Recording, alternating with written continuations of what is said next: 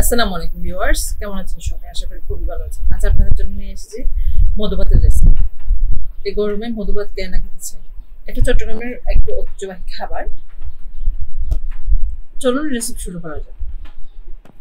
আসলে এটা আমার দাদি শাশুড়ির হাতের রেসিপি।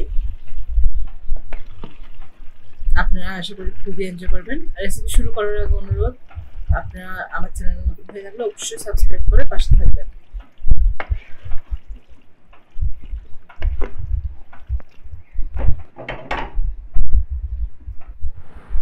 আমি প্রথমে নিয়ে নিয়েছি পিস্তানি চাল, এগুলো গুঁড়ো করে নিয়েছি।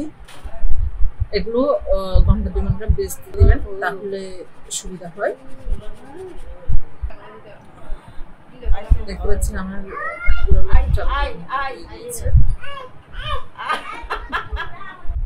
প্রথমে দিয়ে দিচ্ছি 2 কাপ বীজ ধানের গুঁড়া, বীজ ধানের চালের গুঁড়া আসে। এবার দিয়ে দিচ্ছি ভিনেগার। অনেকেই পোলার ভাত বা অন্য কোনো ভাত দিয়ে রান্না করেন, কিন্তু যেটা ঐতিহ্যবাহী খাবার, এটা মধুভাতের যেটা ঐতিহ্যগত দিক, এটা হচ্ছে মধুভাত অবশ্যই বেনি ভাত দিয়ে রান্না করতে হয়। বেনি ভাত দিয়ে রান্না করলে যে স্বাদ, সেটা সেই স্বাদ মধ্যে পাবেন না। কিন্তু তারপরেও আপনারা চাইলে পোলাও ভাত বা নর্মাল ভাতের চাল দিয়েই রান্না করতে পারেন।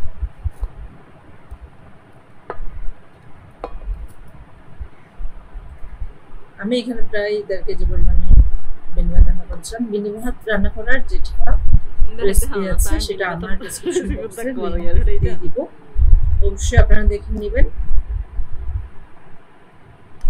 দেখতে পাচ্ছেন আমি একটা নারকেল দিয়ে রান্না করেছি, আর একটা দিয়ে রান্না করেছিলাম। আপনারা নারকেল দিয়ে বা নারকেল ছাড়া রান্না করতে পারেন। আমি এখানে প্রায় 1.5 কেজি পরিমাণ ভাত দিয়েছিলাম।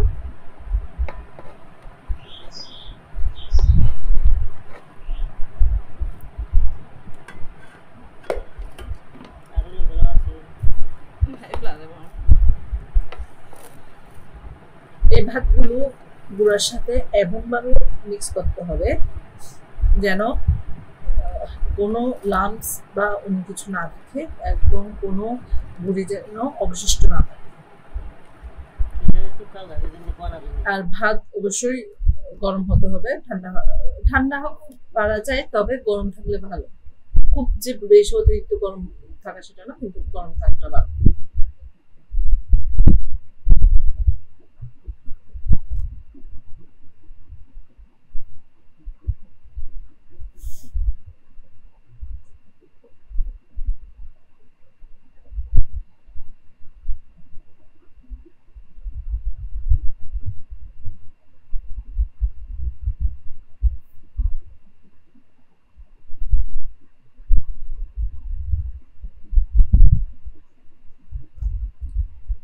দিয়ে দিচ্ছি আরো 1/2 কাপ চালের গুঁড়া। আমি এখানে 1.5 কেজি চালের জন্য প্রায় 2.5 কাপের মতো গুঁড়া দিয়েছি।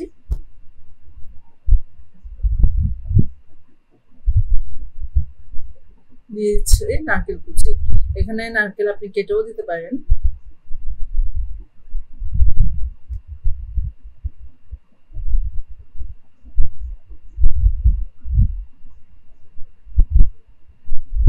দিয়ে দিচ্ছি লবণ,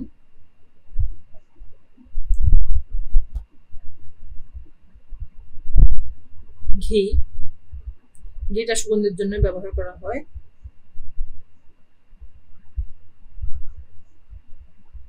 এবার দিয়ে দিচ্ছি চিনি। চিনিটা একদমই অপশনাল, চিনি আপনি চাইলে দিতে পারেন অথবা নাও দিতে পারেন। এবার দিয়ে দিচ্ছি হালকা গরম দুধ। আমি এটা একটা বলক দিয়ে দিচ্ছি, এটা ঘন করে নিই। হালকা একটা বলক দিয়ে তারপর একটু ঠান্ডা করে নিয়েছি, পুরোপুরি ঠান্ডা না।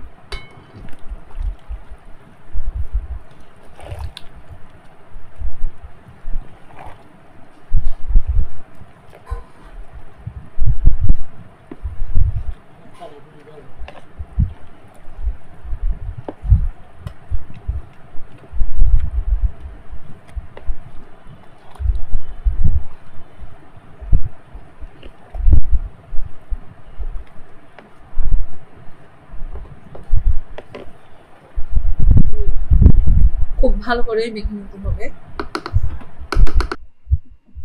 এভাবে মাখানো হয়ে গেলে আপনি ঢাকনা দিয়ে ঢেকে দিবেন।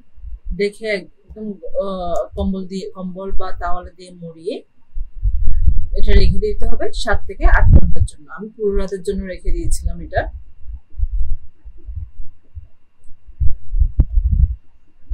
আপনাদের যদি রেসিপি ভালো লেগে থাকে তাহলে অবশ্যই লাইক, কমেন্ট, সাবস্ক্রাইব করে পাশে থাকবেন। ধন্যবাদ। আসসালামু আলাইকুম।